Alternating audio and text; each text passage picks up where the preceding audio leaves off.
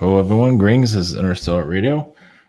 Today's date is September 28th, 2019. We have Gina on the line. Hello, greetings. Hi, how are you? Hi. Glad to have you back. Thank you so much. Thanks, Yeah, glad to be here. yeah, thanks. So you had a subject matter you want to go into? That'll be I do. I cool. always do, right? Yeah, more than welcome to have it. So, So definitely, there's a lot that's going on, but there are certain times that and you know this, we receive information that really resonates with us and lingers long enough. So there's definitely a message to be shared with those experiences. And one of them that I'd like to share with you is what happened with me during a session I was doing some Reiki healing and working on a client of mine along with some body work that day. And I had an experience of an unknown species come through me, and it was the first time that I actually it felt as if they had come through my being, as if I was looking at it from my point of view. So I guess another way to describe that would be I became a host for them. Yeah. And what does that mean? What did it look like? Very, very interesting. I was not frightened by this whatsoever. I actually didn't feel disoriented or ill from this experience, just really comfortable. And it so really was an interesting experience where I was looking down at my hands and I didn't see my hands any longer. I saw three very long fingers, if you will, that were of a blue color. And I really felt very tall as I was over my client that I was working with, who was face down, by the way. So I didn't say anything to startle my client or draw attention to it. I just did what I needed to do. Mm-hmm. And again, just keep in mind, my clients do come here knowing that these types of experiences may occur. So they are open to receive anything that is in their highest and greatest good, and I felt that it was. Mm-hmm. Yeah, I can see that. And so feeling tall, meaning the space between me and the client had changed. And I was curious at that moment. I just said, "What is it that you are seeking from me?" And basically, they really were saying things like, they are here studying the human body now beyond the abduction and feeding program, or implant programs, right? Now they want to study the anatomy of the body and be able to touch the humans. But as you hear through these studies and from ufologists, that it's impossible for them to be able to do that because we would not be able to tolerate their presence. So basically, what I was getting from the message I was receiving was really to say that we want to be able to study the body, the tissue, the muscle and the tissue of the body, which I found was very interesting because as a body worker, this is what I work with. So that's really basically it. It was almost as if they were taking over. I became a host for them, and if this is another study that that is being done, I don't know. So then I just felt that it just changed, and now I was back to just working alone on my client and continuing the procedure that I was doing at the time. But at any rate, I wanted to share this with people because I'm sure I'm not the only person that this has happened to. And sometimes we may not even realize that it's happening. It's very subtle. Doesn't feel invasive, and it may not even last a long time. It didn't seem to last a very long time with me. And so that was my experience with that. Yeah, that's fascinating. Do you think the client had something to do with it too? Why? It's really great that you asked that, because I wanted to, I should have asked, but at this point we don't think of everything because it can be very overwhelming and we just follow what we're being guided to do. But afterwards, I too had the same question. Was this a relation to the actual client? And my feeling is that I believe so. Yeah, I think so. This particular client works with animals. Okay, So she works and travels the world. A young girl works at a zoo, interacts with animals all day long, their well-being, and also travels working with the chimpanzees in their natural habitat. So she carries this energy with her. It's just a beautiful gift that she offers to humanity, and working with the animals. So I think that may have something to do with it. I would like to think so. Yeah, because it didn't happen again since that time. Oh yeah, because they're attracted to that person's energy. Obviously, and it's just how she's able to communicate and interact with different species herself. Yeah, because when I saw her, I technically saw her like talking to aliens themselves. Like when humanity starts to awaken, you kind of approach them. Something like people that are in maybe not everybody in zoology, but something, they're more likely to talk to aliens than most people. Which You're makes right. sense. It does make a lot of sense. It makes a lot of sense, yeah. Because again, she is communicating on a different level with the different animals. And so that is very interesting to the aliens, I bet. Yeah. I could see how that would be. I never really thought about that angle. Well, until now, this information came through. So that's great. We were able to explore that together just now. So I personally would love to interact again in some way or some capacity. I'm sure I will. But that was a very, very specific and unique method that occurred. But the message again was we are now elevating our education or changing our education. We're moving away from this old way to now exploring it this way. And I am a perfect host because this is the work I do, and I'm open to receive and work with light energy. I do on a daily basis. So if I open my channels to this, that's very attractive to them. And so they can come through. Yeah, it feels.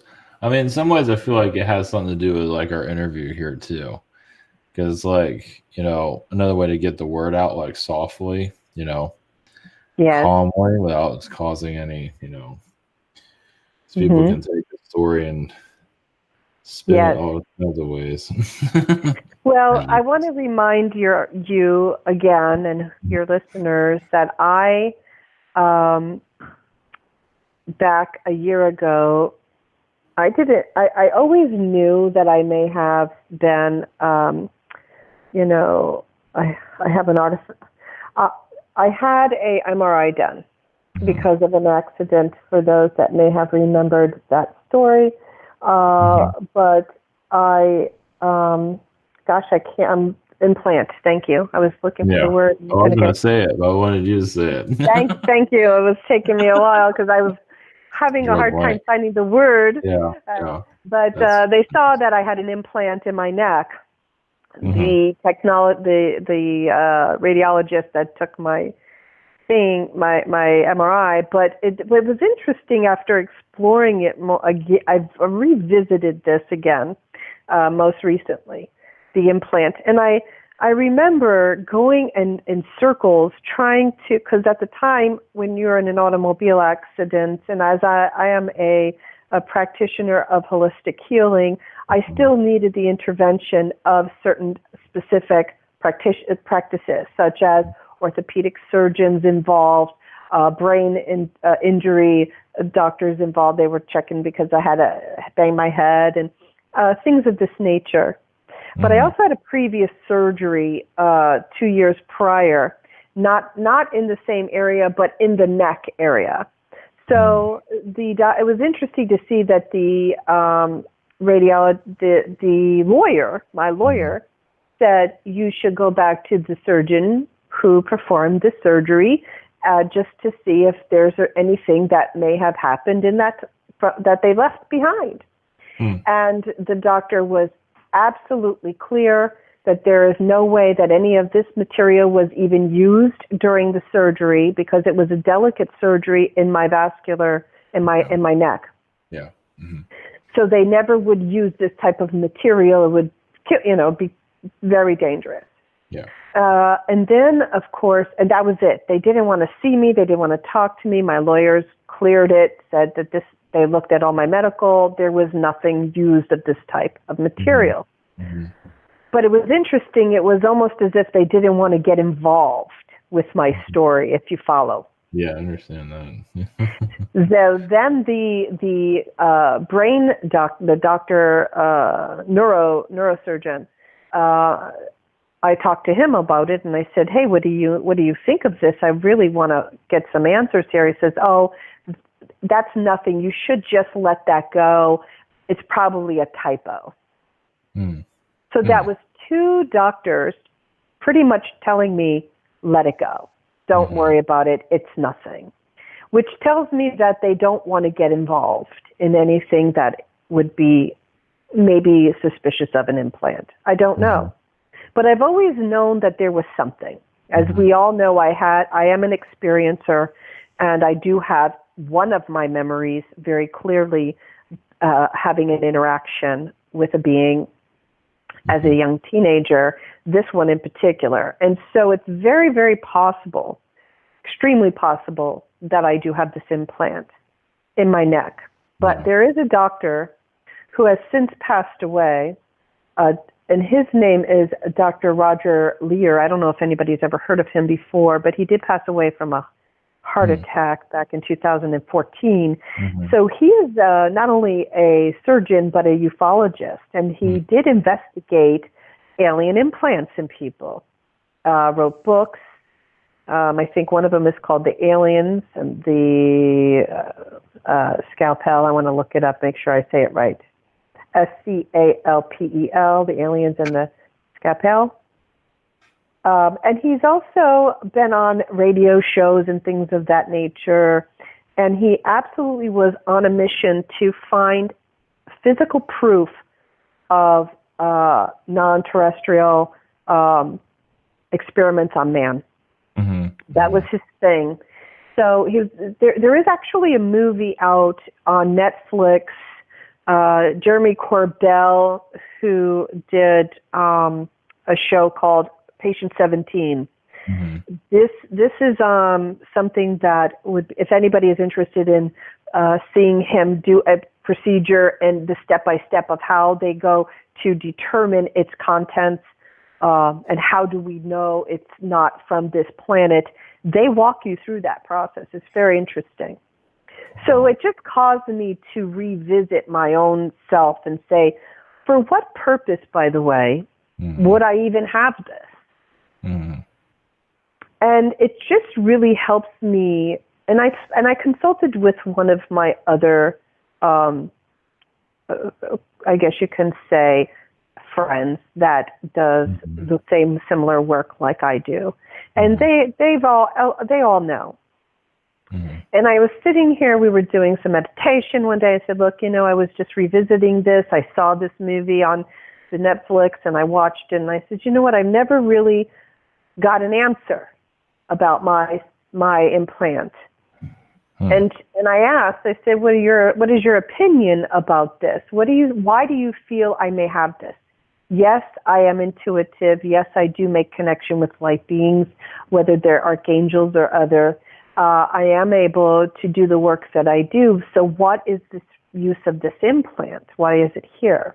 Mm-hmm. And basically the impression that this person got was it just is like, think of a radio antenna, like an antenna, to help fine tune it or to help stay connected. So basically that was the interpretation that this person was able to receive. And I could see how that could be. I'm not sure it's considered a tracking device, but it is something in my family that's been going on for generations. Mm-hmm. And so we all know that there have been studies about this is a generational thing. Mm-hmm. So, but I'm sure past generations may not have had awareness of a metallic artifact in their body in any way. I just happen to know because it came out on an MRI that I would have not ever had I not had an injury to my neck. So point is, it's a way or a tool to connect me or keep me connected and fine tune to gather my information or when I receive information as a receiver. So yeah, interesting stuff. Yeah. So like if you have when you get MRIs, they don't just do your whole body, right? They just do one area, right? Like your neck. Right. So I had a neck and shoulder injury, so I had a neck and shoulder MRI. So it's like they put it there for it to be found or something like that. Mm-hmm. Something like that, because, It was, I was ready to know that, yeah. I was ready to know now that this is what was there. Mm-hmm. And when I asked two doctors about mm-hmm. it, they pretty much didn't want to, they just wanted to cut me off at that point from this, to say it's a mistake or it's a typo or it's nothing or whatever. I mean, it shows up in MRI pretty clearly though, right? Or yes. Yes. Weird. It's written in my report as a metallic artifact found in or around, because they were doing my C2, my C3, my C4. So in the fleshy part of my neck in the front is, if you look at the MRI, you could see it there. So bizarre. Yeah, it just they don't, well, I guess because it costs a lot of money for them to, go in there, I guess, again, I don't know. Well, nobody's going to go in it. I can tell you right now. I'm not doing that. But but this doctor that I shared with you, Dr. Lear, a very interesting documentary on the Netflix, Patient 17. Is it just one example? He's obviously patient number 17. They've done it 16 other times where they have proof of these artifacts, and then they take it through the process of the elements that make up this artifact, this implant. And it's very interesting. I wonder, how do they, not that you have to answer it, like, how are they, is this like under their insurance or something? They go to that doctor and he opens them up and. No, it's just this doctor was the only one who did it that we know of. I wonder if he got funding for it or just. No, it's private funding. Private funding, yeah, makes sense. Yeah, because they're private funded, so they have limited resources, but they have the right scientists and doctors to do this. Oh, so you'll see them when you see the show. They do show you. They do an ultrasound of the area. Oh. And then they show you the actual surgery procedure. It's like a little procedure. It's not like massive, but anyway. How to get there? This device is in his leg. Pardon? Yeah, it's funny. Yeah, how to get there and all that. Just crazy. So it's interesting when you think about it. If an implant is found in my neck and an implant is found in his leg and an implant is found in somebody's wrist, those are very interesting areas, and probably for different reasons that we would have an implant in a certain area of our body. That would, you know what I mean? It's not the same place, is what I'm saying. We each have a different location of the implant. But even for it to be found too, like that, I mean, I guess And the interesting thing is, you'll learn about the implant is it doesn't interfere with the soft tissue of the body, so it's not an it's not an invasion in the body, so there's no infections, there's no illness or dead cells. It's because if you get something in your, let's just say a piece of metal gets, kicked up into your skin. It happens a lot. People have this. They can get a pain or an infection, or, the body rejects the foreign object. Yeah, but it didn't do that for that. No, it didn't. And I know I've had it for way longer than just when they discovered it. I know it's been there much longer than that. Now, an interesting thing came up when I was speaking to this person about the topic of, and then I said, I wonder when it happened, because I've had a lot of supernatural experiences in my lifetime, since childhood. I'm curious as to when this happened. And she reminded me of a time when I choked. Okay, I was in the restaurant or something, and it was funny because I had a sensation that I was choking, and I knew I was choking, but I really wasn't choking. Nothing was there, is what I'm getting at. Yeah. So I had been taken to an ear, nose, and throat doctor to scope me to make sure there was nothing, to prove to me there was nothing stuck down my throat. Even though I had the sensation of this, it was a very sudden thing that happened to me. So for the longest time, I had a hard time eating solid foods. I was always afraid that I was going to choke by eating the solid foods. So I wound up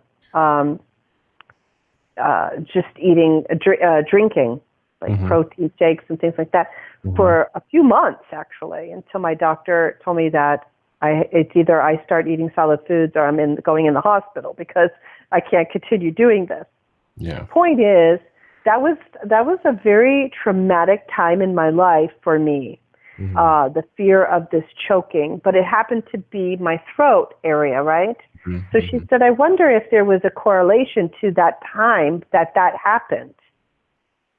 Yeah. Well, I felt that was like through an abduction. Then you got implanted. I feel teenage years though, but it might get activated around that time. It might have been because things were changing for me. Actually, I happened to be getting a lot more intuitive messages at that time in my life. I was in my 30s. That was it. And right. It felt like that was there, to enhance your abilities. That was what I was getting at. Yeah. It's interesting. I think it has something to do with that. Yeah, because it was kind of like a radar, but I think it was also because they can still pick you up without it. But I think it was just to help you open up your abilities. Yeah. You're right. Thank you for validating that, because we were like thinking like that made perfect sense, and then it gives me the abilities to now have stronger and understand the messages better. Like I can actually, I'm starting to interpret the messages I'm sharing with people when they come and they ask me questions, or they're just seeking assistance. The messages are so clear, clear. Yeah, because the feeling I get from it is like you don't necessarily need it anymore. So I might be still active. It was like training you to open yourself up, and now you've been using it for so long. Now you don't. From what I get from it, you don't really need it. It's energy. Right on. Very interesting. Interesting. So Fascinating. Yeah. Because a lot of people feel they have something like that. right. And I help people who come to me saying, listen, I've been, feeling this way or getting this feeling of this or that, and I don't know how to use it or what does it mean? And so I like to help people navigate that information as well. Somebody that is learning how, to interpret the messages that they may be receiving, whether it be through dream state or meditation, know. Mm-hmm. So, yeah, it's for certain alien beings to, learn from you, but also to help you. It's like you agreed to it. It's like, okay, you help me here and I'll help you there. So they work through you, as you said, they're working through your intuitive abilities, for what it seems like. Well, I welcome it, because if it is to help humanity in any way through this awakening process, this is what I want to do. This is why I agreed to speak with you on your show and share my stories with your audience, in hope if this is going to help one person through their awakening process, then I've done what I have agreed to do. That's all you need. Just fascinating. And even when the being's working through you with that patient, just a sign of the future, sign of the times, Yeah, and this was not an Arcturian. Feels like a real tall somebody. They're not making themselves known. I had suspicion as to Andromedan. Yeah. So I was suspicious of it being an Andromedan being, as it was very gentle, but tall, and the 3 fingers, very, very long. I don't know many of the species like you understand. I don't communicate with them only, just many different angles, but yeah, me too. I feel like that's what it was. Yeah, I feel it's Yeah, it feels like these beings didn't really have, I don't know, the facial structures that we do. Almost like a gray, but a higher dimensional one, something similar to that. So the feeling I was getting of the facial, because again, it was me, but not me. So I felt like I was, the impression I was getting, I didn't look in a mirror, because it just happened so fast, and I'm with a client, and I didn't say, oh, wait a minute, I need to go look in the mirror, because I didn't feel that was, it probably wouldn't have shown itself to me that way anyway. No, But the feeling I had was a very elongated, almond shape head almost. Like I felt like this shape. Very thin, tall, and probably working more in understand. So I was getting the impression that there are not every species is just doing this randomly. Okay, like we have scientists here on our planet that are doing the same thing, okay? They're doing that with plant life, animal life, human life. They're just scientists doing things that we don't even know they're doing, actually. There's a lot of programs out there. And I was getting the feeling like this was a group that is like that. I don't know that's what they call them there, but it felt like a group of science. They were just specifically here to do this one thing. Yeah, I mean the energy. I mean, not to say that that's what this being looks like, but There's like some of these beings, like with the three. Yeah, well, actually, it does connect with. Like they have a head, but their facial features are a lot different. They're alien basically. They're not. Right. They're just so structured differently, and the way they act is more higher dimensional, but simple. So But yeah. it is a group of light beings that Hmm. are here to work Hmm. with humans in advancing our wellness and our health. Yeah. Um, advance advancing our ability of healing ourselves. Okay, so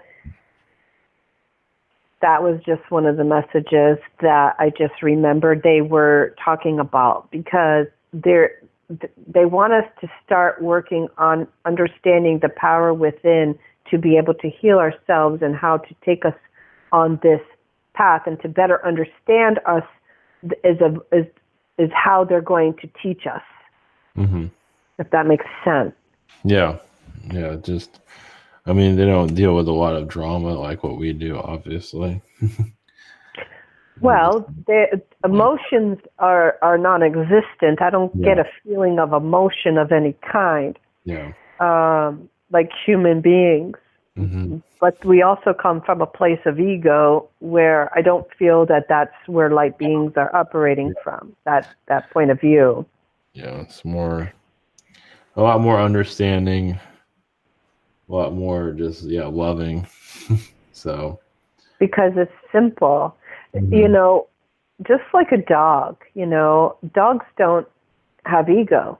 They Yeah. just love. They are just what they are. Exactly. Exactly. Loving beings. And Yeah. so this is kind of how it comes through with that. Um, Hmm. much, much greater advanced beings than where we are at this point. But they want us to get there, you Hmm. know. Hmm. Well, I mean, it's on how you look at it. I mean, a lot of them need to incarnate here, and some of them probably will incarnate as a doctor. I mean, they might, you know, and do what normal doctors, our doctors would do, and then but they still bring that higher dimensional energy. Then they reincarnate back into that alien Yeah. life to have a better understanding of how we operate. Well, which is what the awakening Hmm. process is awakening to our true essence and Hmm. why we are here to begin with.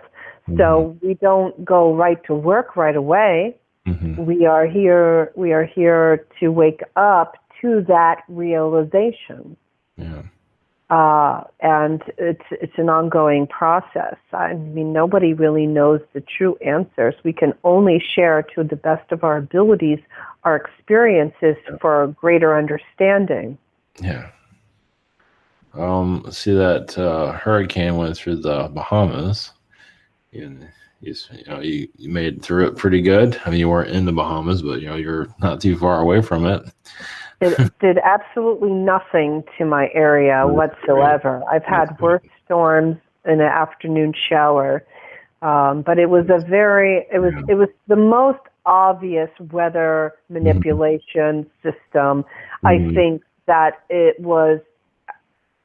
I mean, more people must have realized this. Is my Hmm. hope that this was so obvious, Hmm. that this system never touched the land anywhere in the United States. It actually made it to land, meaning the eye. I'm not Hmm. talking about the wind outer bands, but the eye of the storm never hit U.S. soil. Hmm. You know, um, I think we talked about this in the last Hmm. show. But again, I hope people are really looking at this and understanding that this is not a normal process of a storm. This is not how hurricanes normally behave. Yeah. Yeah. They don't behave this way. There's- I can tell you I've been in every single hurricane in South Florida since 1971. yes, And yeah. this is not a normal behavior of an organic storm. Yeah, it No. feels. I mean, it feels like the energies are shifting to more of a to understanding this type of information, but without all the paranoia. You know that there's a presence here, there's an alien presence here. Sometimes Well, people need a storm like that to realize what's wake going up. on. Yeah, Well, it is happening slowly. yeah. It really is. And I will tell you, a friend of mine, I live right on the water here, Hmm, hmm. and a friend of mine went to the beach, but I'm on the intercoastal, so they took a ride, and they sat at the beach one night. I didn't join them that evening. I forgot what I was doing, but they went to the beach at night and was sitting there and observed a ship. I got a text message that they saw a ship Yeah, right there off the coast yeah. of the Hmm, Atlantic Ocean here in South Florida, hmm, and explained to me at first the thought that came to her mind at first was this was a shooting star. But she hmm, said shooting stars don't stop and change directions the way this did. hmm, hmm. And I said, well, where's my picture? She goes, you don't understand. It happened so fast that I was caught off guard and it was gone before you know it. Hmm. Like, so I said, well, and she's the way she described it is how they move, Hmm. stop on a dime, shift direction, shifted another direction, and then slowly disappeared out of vision. Hmm. Hmm. Yeah, I mean they have energies in the Sedona. I don't know if you ever been to Sedona. No. No, I haven't been there either, but apparently you can. There's a lot of vortexes there. There's a lot of ships coming and going in that area. There's a tourist attraction just for that. So, I've heard. hmm. I've heard about that. Yes. Well, we have a vortex right here, not too far from my house. I tell you what, I'm not the only person that had True. a good experience there. I told you about my experience where I had a lapse in time or a time warp or whatever it was that I experienced. There was a report, a person in a group that I know, this person had the same exact experience of a lapse of time or a time warp. Hmm. They were driving down the very same spot I passed when I had my experience, and they drove through this portal or whatever it was that I feel like it's a portal of some kind. Hmm. And the next thing they know, they're 30 miles south of here on a different road. Hmm. Yeah, it happened. And it happened, but to me, I stayed on the same road. I wound up a mile. I was like in one spot, and then I was a mile um, north. I mean, a mile east of where I started, like in a split second. Is it that main highway that's out there, or is this a It's different? no, it's just one of the arteries Huh. that runs east to west, and it's in front of a Catholic church. Yeah, figures. Yeah, Hmm. that's interesting. I try Uh, to avoid that road that area as much as I can because I'm very uncomfortable there. Jeez. Yeah. What about you said I asked you about Area 51, people that went there. You said there was an alien presence there. 100%. Yeah. So A hundred what? percent. Mhm. The alien presence that was there was actually to protect them. Yeah. The curiosity is what is it? What's that saying? The curious cat. Oh God. Well, forget it. I just lost it. It came in my head and out. But the curiosity that killed the cat. There you go. Yeah. Yeah. So they were really present. There were beings present Hmm. to protect them Hmm. because Yeah. they were in danger of the other humans that were there to inflict force on them. Yeah. Too. Hey, let's go storm this. Push them. No, they only had the the people, was it the military Mm-hmm.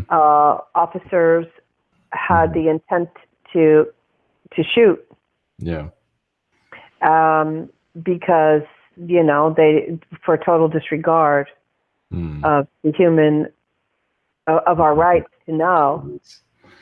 But the beings were there to protect them. This is really what I'm getting from this Yeah. whole thing. But Mm-hmm. just like Woodstock was an awakening for Mm-hmm. people, I feel the presence of this same energy recycled in this intent, because the intent of those that went to storm Area 51 only went with the intent to seek answers for our betterment, just so that we are enlightened, so to help also in the process of awakening. Mm-hmm. So I don't feel that it was done, the people that went there only had good intent, is what I'm getting. Yeah. Those that work there did not. Yeah. And then some of them thought it was a joke, or, really, Mm-hmm. they really think that they're going to get, but it's really not about doing anything other than standing up, because Mm-hmm. there's power in numbers. And so this time there might have been 100 people. Maybe another time there'll be 1,000 people. And before you know it, maybe there will be progress. Yeah. There's only progress when you work together for the higher good. Yeah. But that's what I get from that. And I don't think it was a waste of time. I think it was an important exercise. Yeah, it's a self-disclosure. You can say it's people taking back their power, taking back, because I feel like, I mean, what about, I don't know, what do you feel about I mean, people wonder, it's like, okay, there's military that works at Area 51. Somebody knows what's going on, but most people don't that work there. It's like a handful or a selected few that really know what's, you know, So a way to describe how I am receiving this information is a very small group of people know all of the information, but all of the people that work there are limited to a part of information that it would require. They can't reveal more than what they know, right? So if you were to ask them a question, or they were, asked to reveal in the information, they're going to share with you just one part of the bigger picture. So think of a 1,000 piece puzzle, and each soldier is one piece of that puzzle. They don't know what the they don't know all the information. So, and that's how they're protecting this. That's why, right. So that's why they're keeping the secret. But there are absolutely, without a doubt, a group that has interaction with material. We all know that. Bob Lazar, reverse engineering. He was in the ship. That's another show, by the way. Bob Lazar, Jeremy Corbell did a documentary which featured Bob Lazar's story in the now, where he is now, and he tells his story as he knows it, as you see in Area 51, how he was given information just specific to the reverse engineering of this machine, and the materials he found were not of this world. They could not be manufactured in this world. So that was obviously other proof of their visit. So, apparently he's going to make his own documentary about Storm Area 51. He is what he is. Yeah, the guy that made the director of Jeremy, yeah, the parent, yeah, patient 17. Yeah, 17. Mm-hmm. yeah, he's gonna make one about the Area 51 that's listed here. Good. He's someone to watch. I mean, listen, Mm-hmm. he's making connection with certain people to share information. Mm-hmm. So it's another person doing their job and helping the masses awaken to what's really going on, and I admire that in him. That's how he's doing it. Mm-hmm. That's his contribution. I mean, like with Bob Lazar, it feels like, you know, he was, I wouldn't say set up, but he was, you can say, meant to, you know, He was leak this he was information. destroyed. Yeah, yeah. They wanted him to die. Mm-hmm. They actually erased his history, Mm-hmm. Yeah. but he had his own history. He Yeah. couldn't erase. They've had attempts on his life at the early stages, but now, of course, he's. If anything happens to him, as he says in his documentary, we all know who did it. So, Mm-hmm. same thing with what's the other one? Dr. Stephen Greer Yeah. says the same thing. Well, if something happens to me, you know who did it. So, Well, with Lazar, it feels like that, you know, like the powers that be wanted to leak some of this out. You know, somebody allowed him to survive. Of course, they tried to kill him, but still, it's like, who's gonna believe him anyway? You know, it's like, it feels like it's a karma thing. They had to well, tell people what they were doing. when it first came out, Hmm. when he first did this, Hmm. I don't know if it was the 80s. Yeah, I think so, 89 or something like that. Mm-hmm. Nobody would ever believe this to Yeah, be true. exactly. Yeah, No, who would? but Yeah. today, if common sense tells you, Hmm. a lot of information has been provided to us. If you really want to look, you'll find the answers. Hmm. And some people choose not to look, and Hmm. that's all. They're just going to come here and not partake in this. Understand that not everybody is going to awake because they choose not to. Yep. And some want to debunk Lazar. Of course, I mean, technically, you can spin anything, you know. And for people that aren't ready for all this or don't want to hear it or whatever it might be, you know, Yeah. they'll find some way. You know. Well, that was Project Blue Book's Yeah. job. Yeah. Because I feel like Bob Lazar is definitely a real deal, and Area 51, definitely. Yes, absolutely. Well, there is no Feel question in my mind. Feel it, just like, and they know it, and I think, I mean, eventually this will all open up, but we're in the early stages of it, of course. Yeah, but like I said, it's accelerating at a Yeah, very fast pace, I feel and it. I feel Yeah. like the energy right now is Hmm. very low. Meaning, Hmm. Hmm. I personally have been I'm very tired a lot, Hmm. very drained, and I'm just really waiting because there's another new moon today. But I just feel like these energy surges, and then I feel depleted again. So I really just need a break from it. I know a lot of, and I know you probably do too. Hmm. I really would like my energy up again, but Well, I it seems spend a like lot you're. of time receiving information. Go ahead. Well, it feels like you're doing a lot in astral, so you Yes. need, this. So they're kind of putting you to sleep. You know, Oh my goodness. yeah. Yes. There's a lot of spirit work going on, and I can feel it here. I'm tired, but I'm functionally tired. So, but I feel the shift happening behind the scenes. I mean, you can feel the energies that more people are just awakening to this stuff without fear, which helps. My physical form is exhausted. Like it's not Yeah, able me to keep too. up with the energy Yeah. within my subconscious mind. Hmm. I feel like it can't keep up as much as I try.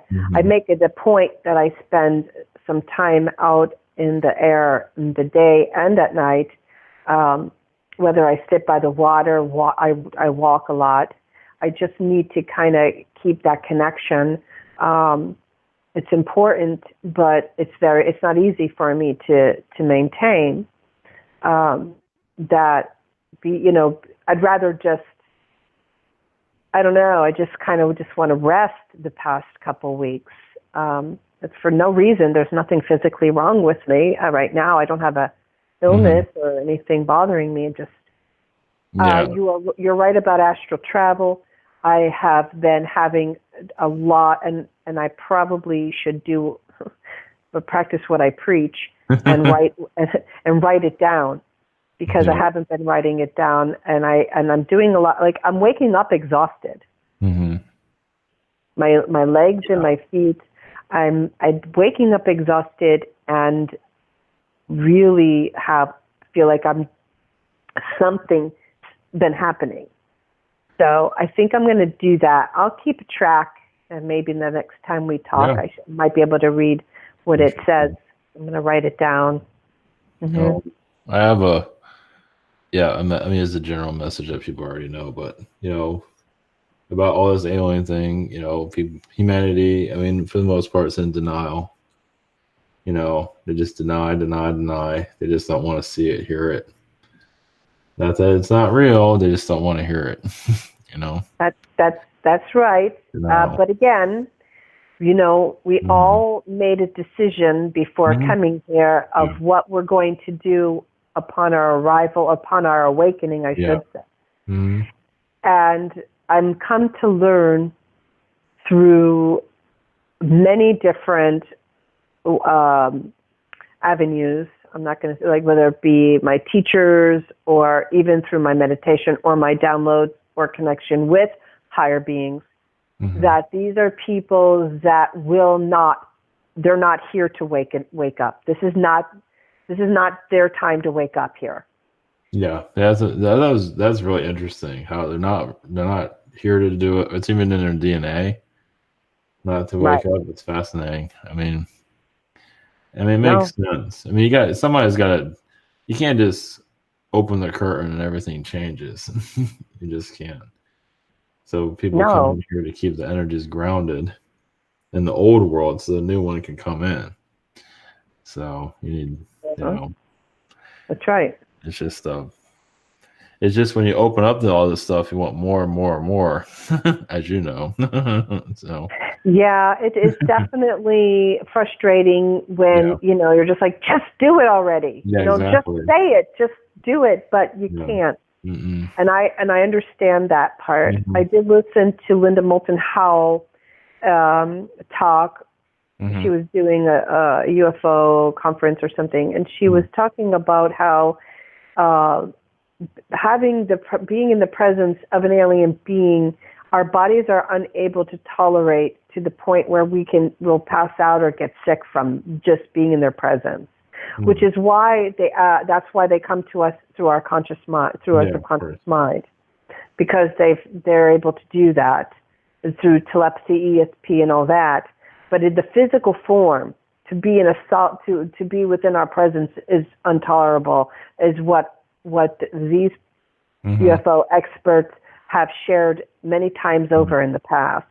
So don't be expecting an alien to walk up to your front door and knock on it.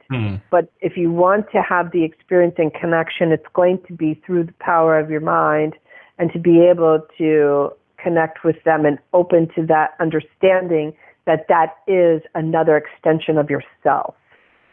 So, have you ever heard of Alex Collier? Sounds familiar. What is? I'll send you a link to him, but he had an Andromedan experience. He had the Andromedans actually. Actually, that's one of the first videos I ever saw. This is like ages ago. What is his last name? Collier. I don't know if you want to look him up. It's Alex. A-L-E-X Collier. Yeah, here we go. Andromedan contactee. Yeah. I mean, according to them, I believe he had actual physical contact with them. Really? So, yeah. So he's a cool one to listen to. So what she explained to me is there were people, some were dizzy, passing out, vomiting, things of that nature. So to say that it didn't, I'm not saying it didn't happen, but you're saying it's very difficult for us to tolerate to the point where we do, because people were, the people that had these connections got physically ill. Oh, I don't doubt it. I believe it. It's just, I don't know. I think all cases are the same like that. I think it depends on the alien being too. Now, I am a contactee who had a light being in my room, but I was paralyzed, and it was in a light form. Yeah. Well, you also had that that man you met, and he was. Well, hey, yeah. So, you remember that. There's different kinds. Yeah. That one made me ill. I told you that. Oh, I suffered from vertigo for like a month after contacting him. That's right. So I imagine Alex has been through some stuff too then. So yeah. I mean, it's not just, they're not saying that people died from it. They just were ill. Like I literally had vertigo for a month. Bad. Nobody could do anything. I did seek acupuncture to finally recover, and it helped me with that because of the energy. But it was, and you're right for remembering that. That was like a couple years ago. Yeah. So with them, yeah, they have the reasons for it too. I mean, it's, well, you'll never forget that encounter. No. It's one way to keep it with you. Yes. That was the craziness. So, okay. Well, we're wrapping up. Anything? All right. Cool. No, I just hope that today's stories and information was received in positive light, and my intent is to help people through the awakening process. And the only benefit that I have is that I know that I've helped at least one person, hopefully more, in doing so. But thank you so much again, Ivan, for your invitation. Thank you. All right. We'll contact you again at the end of the month. So. All right. I'll keep my journal on these astral travel experiences. Let's see what happens. That's a good, that's a good one, definitely. Okay. Perfect. Well, have a wonderful evening, everyone. You too. All right. Much love. All right. Blessings.